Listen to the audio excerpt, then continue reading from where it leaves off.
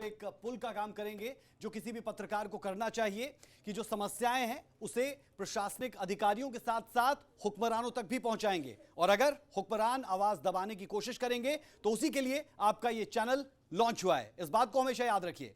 चलिए अब मंच पर बुलाते हैं हिमाचल प्रदेश के ब्यूरो चीफ अरुण उनियाल जी को। तालियों के साथ उनका स्वागत करना चाहेंगे।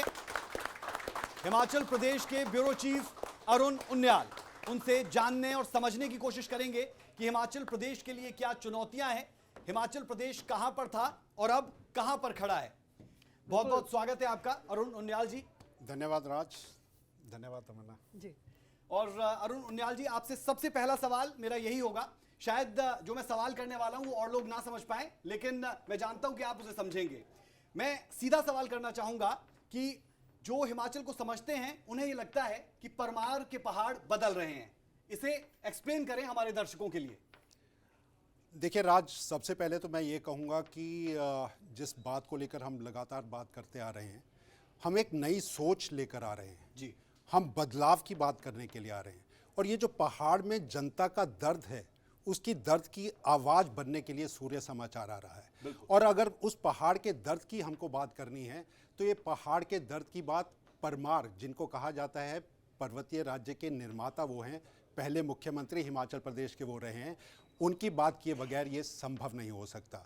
लेकिन वो परमार के पहाड़ जिनको ये माना जाता था, चार मुख्य अगर प्रतिबंध उन्होंने दिए थे, जो एक दरकार थी पहाड़ के विकास की। उन्होंने कहा था पानी यहाँ का, इसका इस्तेमाल होना चाहिए, पर्यटन यहाँ का, बागवानी यहाँ की, और वन, ये ऐसे संसाधन थे जिनके ऊपर पहाड़ का विकास टिका हुआ था। और ये मुख्यमंत्री जयराम ठाकुर, आपको मालूम है राज, आजकल वो 75 वर्ष स्वर्णिम हिमाचल प्रदेश के उसके मना रहे हैं। और हिमाचल प्रदेश पूरे देश के अंदर ऐसा पर्वतीय राज्य है जो विकास में सबसे ऊंचे पायदान पर है, लेकिन बावजूद इसके चुनौतियां कम नहीं हुई।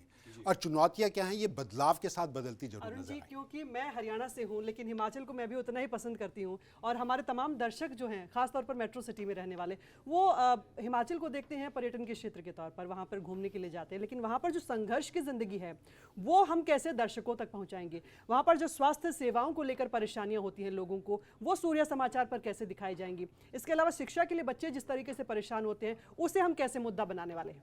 देखिए, बहुत बड़ी बात है, और सबसे बड़ा सवाल ये इस वजह से रहा है क्योंकि अगर आप याद करेंगे, स्वर्गीय इंदिरा गांधी जब प्रधानमंत्री थी इस देश की, तो वो कहती थी कि पर्वतीय राज्य जो हैं ये विकास के लिए, वहाँ का जो भौगोलिक परिस्थितियाँ हैं वो एक बहुत बड़ी रुकावट उसके भीतर रही हैं। उन चुनौतियों को पार करने के बाद आज हिमाचल यहाँ पर पड़ा है। लेकिन हमारी सबसे बड़ी ज़रूरत क्या है कि इस बदलाव के दौर में जो आज की ज़रूरतें बदली हैं। देखिए, परमार जब भी कभी हिमाचल प्रदेश के गठन के लिए जाते थे तो वो एक मांग किया करते थे, उनसे पूछा करते थे, और बड़ा दिलचस्प है ये, अगर आप देखेंगे तो उनसे जब भी मांगा जाता था, देश के प्रधानमंत्री उनसे पूछा करते थे क्या मिलेगा, तो वो एक ही बात कहते थे, सड़क, सड़क और सिर्फ सड़क। तो आप समझिए कि पहाड़ के लिए सबसे बड़ी जरूरत, विकास की भाग्य रेखा उसको माना जाता है, सड़क सबसे बड़ी जरूरत थी। लेकिन क्या आज सड़क जरूरत नहीं है?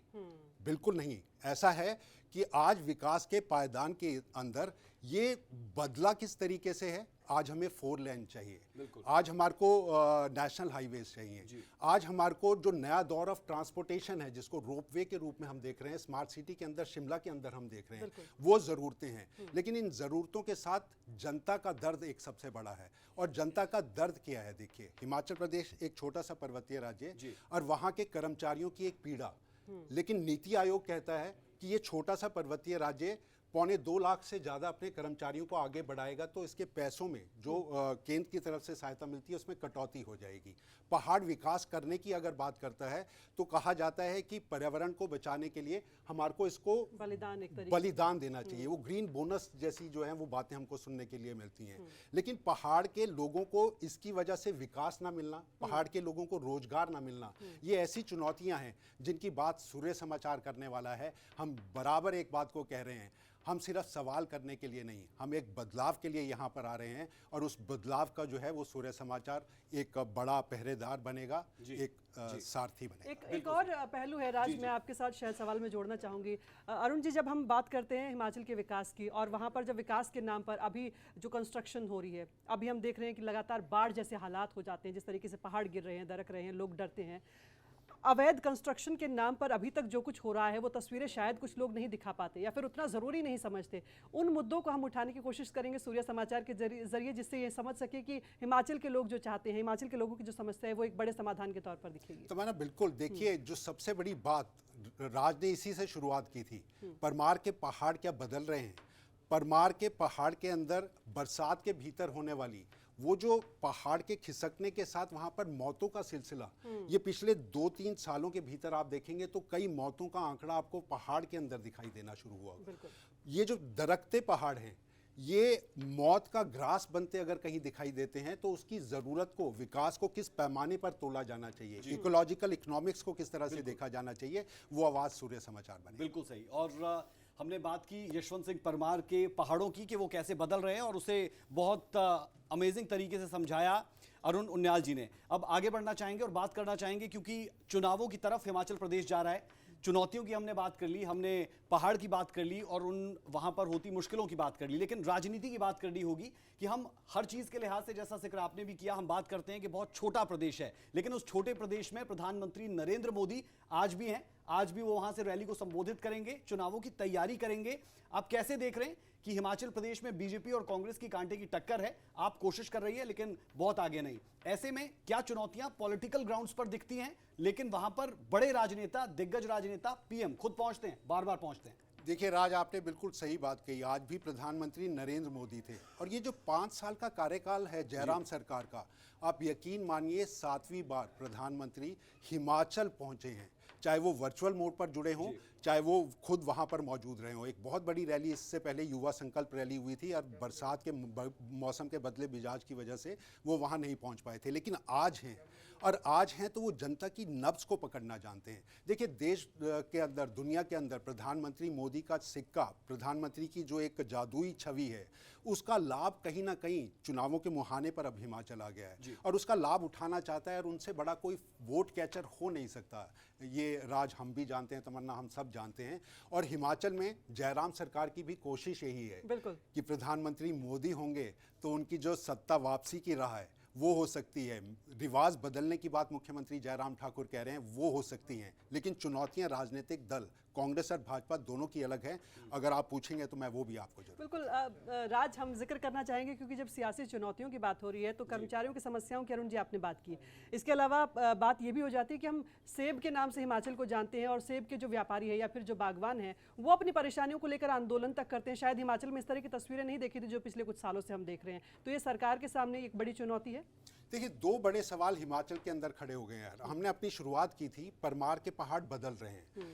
इस सेब की क्रांति को लाने का अगर सबसे पहले शुरुआत की थी तो वो डॉक्टर वाई.एस. परमार थे, लेकिन यही सेब 70, 50, 60 साल हो जाने के बाद ये बूढ़े हो गए जो पेड़ हैं, उनका प्रोडक्शन वहाँ पर गिरना शुरू हो गया है। एक सबसे बड़ी ज़रूरत ये हो गई है कि अब हमारे को रिजुवेनेशन ऑफ एप्पल ऑर्चर्ड्स, हमको उसको बदलने की ज़रूरत है। हाई डेंसिटी प्लांटेशन की तरफ हिमाचल बढ़ रहा है। पेड़ जो सेब के बागवान हैं उनके लिए चुनौतियाँ बड़ी हो गई हैं। इंटरनेशनल मार्केट का जो सेब आ रहा है उसके जो बाजार के दाम हैं उसके साथ कम्पीट नहीं कर पा रहा। और बड़ा सवाल ये हो गया, प्रधानमंत्री नरेंद्र मोदी खुद एक बात को कह रहे हैं कि इंफ्रास्ट्रक्चर डेवलप करके देंगे हम अपने सेब के बागवानों को, लेकिन बाजार में उनको दाम नहीं मिल रहा। एक बड़ा सवाल जो सेब के बागवान करने लगे हैं, अडानी अगर अपना रेट कम करते हैं तो बाजार में उनके सेब का दाम गिर जाता है। और ये लगातार देखा है, 3 या 4 साल में देखा है। लेकिन क्या यही सच है? अडानी के आ जाने के बाद क्या यही सच है कि बाजार के दाम गिर जाते हैं? ये बात, इसमें कई तरह के सवाल हैं, लेकिन उनका बदलाव जो है वो जरूर दिखाई देता है। कर्मचारी बड़े इंपॉर्टेंट हैं और फुल एक्सप्लेनेशन हम आपकी रिपोर्ट्स के माध्यम से अपने दर्शकों को दिखाते रहेंगे क्योंकि बोलने के लिए बहुत कुछ है, वक्त कम है। एक आखिरी सवाल मैं आपसे लेना चाहूंगा और वो सवाल इन तमाम चीजों से हटके रहने वाला है क्योंकि हिमाचल प्रदेश उन जगहों को भी देखता है जिनका नाम भी शायद कोई नहीं सुन पाता। डोडरा कवार की मैं बात करना चाहूंगा आपके साथ। मैं बात करना चाहूंगा चंबा के उन इलाकों की जहां तक किसी के लिए पहुंचना बेहद मुश्किल है और अगर किसी के घर में कोई बीमार तक हो जाए तो उसे पलंग के साथ एक बड़े पहाड़ से नीचे उतारना पड़ता है जहां तक सड़कें नहीं है। ऐसे में आपके पास ये चैलेंज है कि आप उन खबरों को दर्शकों तक पहुंचाएं। उस चैलेंज पर आप कैसे खरा उतरेंगे? इतने सालों का अनुभव आपका, उस अनुभव को कैसे आप पिरोकर टीवी स्क्रीन तक उन खबरों को पहुंचाएंगे और उन्हें मुकाम तक भी पहुंचाएंगे? ये कैसे करने वाले हैं आप? देखिए राज, सबसे बड़ी चुनौती अगर सरकार के सामने कहें, प्रशासन के सामने कहें, या एक ऐसे जिम्मेवार चैनल के तौर पर हम अपने लिए भी कहें, तो सबसे बड़ी दिक्कत दिखाई देती है ट्राइबल एरियाज, लाहौल स्पीति, किन्नौर, चंबा, भरमौर। चंबा जिले को खुद को आज की डेट में भी ये कहा जाता है कि एस्पिरेशनल जिला है, यानी सबसे कम विकसित, सबसे पिछड़ा क्षेत्र अगर है वो चंबा जिला है। और आपने खुद देखा होगा जब ये वैक्सीनेशन ड्राइव का था, पीठ थपथपाई प्रधानमंत्री नरेंद्र मोदी ने, लेकिन उसके बाद ये भी जरूर कहा कि जो हमारा बड़े बंगाल जैसा इलाका है, मलाना जैसा इलाका है, चौपाल के अंदरूनी इलाके हैं, तो वहाँ तक जाना तक मुश्किल होता था। आप यकीन मानिए कई मीलों पैदल चलकर जो है वो वैक्सीनेशन ड्राइव जो है वहाँ पर हौसले की प्रधानमंत्री तारीफ करते लगातार जयराम सरकार की तारीफ करते वो जरूर नजर आए हैं। आज भी उन्होंने इसको बात को लेकर कही है। तो ये तमाम तरह की चुनौतियां हैं। इन चुनौतियों को लेकर जनता की आवाज बनने की कोशिश सूर्य समाचार करेगा। ये वायदा हम अपने हिमाचल की जनता के साथ जरूर करना चाहते हैं। चलिए, बिल्कुल। और राज, लगता है कि जब हम इन समस्याओं से रूबरू हो रहे हैं तो हमें शायद समाधान का भी पता है, जो आगे हम अपनी रिपोर्ट्स के जरिए, अपनी खबरों के बिल्कुल। जरिए और करने की जो कोशिश करेंगे। कॉन्फिडेंस अरुण उनियाल जी की तरफ से दिया गया है तो शायद वो जनता के लिए सार्थक साबित होगा। और अगर आपकी कोई समस्या हो तो आप सीधे हमारे साथ जुड़ सकते हैं। इस तरीके की व्यवस्था भी हम टिकर के माध्यम से, जो टीवी के नीचे आपको स्क्रॉल दिखाई दे रहा है, वहां पर जरूर करेंगे। बेहद शुक्रिया अरुण उनियाल जी हमारे साथ जुड़ने के लिए और हिमाचल का एजेंडा बताने के लिए कि हम कैसे काम करने वाले हैं। बहुत Thank you, शुक्रिया Raj. Thank you Arun so ji, much. बहुत शुक्रिया।